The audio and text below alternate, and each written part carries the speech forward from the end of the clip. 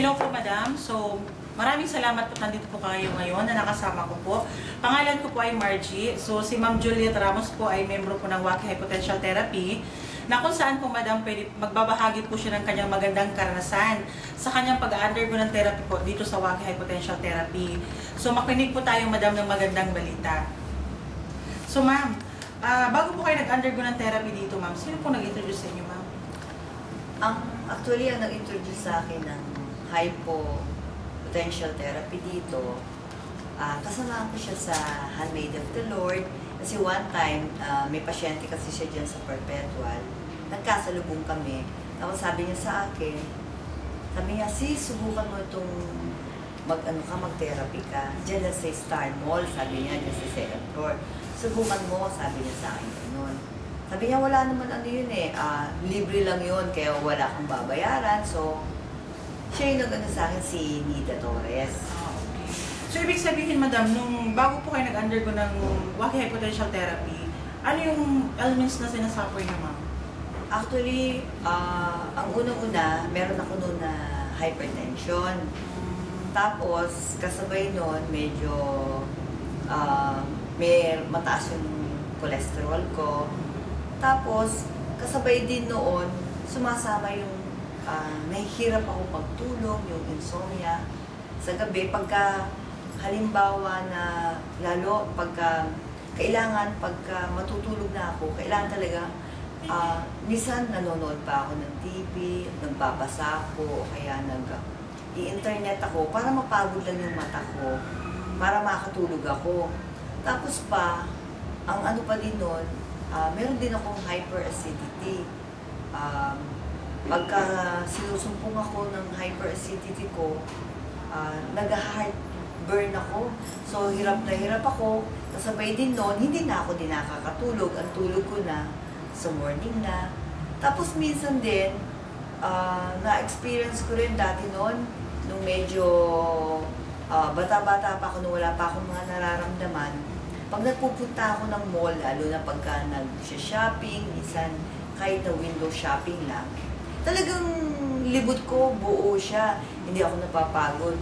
Pero, napansin ko nitong, napapagod na ako. Gusto ko pag pumunta ako doon. Talagang yung, kung saan lang ako pupunta, doon lang talaga siya. Tapos din, meron din na cases. Minsan pag nagbibiyahe ako, lalo sa bus, hindi ako po pwedeng umupo doon sa likod kasi once na kumakalog ng kalog na ako doon, sumasakit ang ulo ko. Gayun ang ano ko. Tapos paminsan, lalo din yung pagpunta ko sa public places, ayoko ng crowded places. Minsan, para ako nasusuffocate yung nararamdaman ko. Kaya tuloy yung hanggang maaari, ayoko nang laging umaalis, ayoko para noon, hindi ko nararamdaman yun. Tsaka hindi ako pwedeng umalis nang wala nang kasama dati. Kasi baka in case ano mangyari sa akin, at least, merong magsusugod sa akin sa hospital. Ibig sabihin, madam, mga gaano na po kayo katagal na nag-undergo ng therapy, ma'am? Actually, nag-start ako April 2011. So, ngayon, nakaka 1 year na ako sa pag-undergo ng therapy. Ma'am, balita ko meron po kayong Wacky High Potential Therapy sa bahay, di po ba? Oo, nakabili ko noon kasi nakita ko yung improvement sa aking katawan.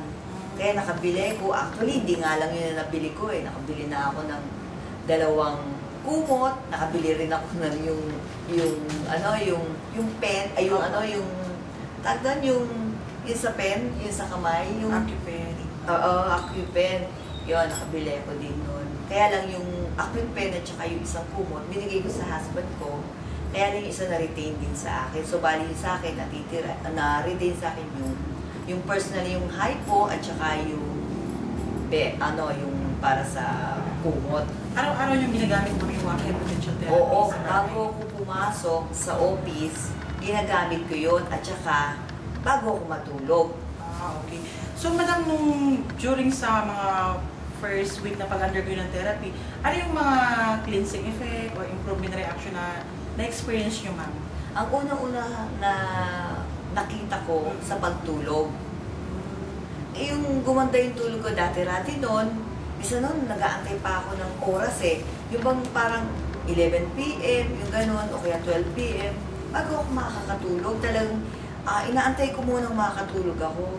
Nung nag-undergo ako ng therapy, nakita ko yung tulog ko, hindi na ako nag-aantay, hindi ko na ginagawa yung dati na kailangan magbabasa pa ako, manonood pa ako ng TV, magpapaantok pa ako. Ngayon hindi na ako nagpapaantok.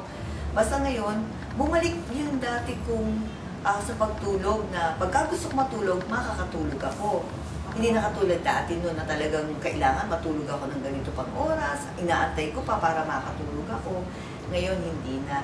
Yun ang kauna-unahan sa akin na nakita ko, at saka yung lagi ka din, yung sa morning talaga umuutot ka, gano'n. Oo, tsaka sa bawal movement mo. So, okay na siya.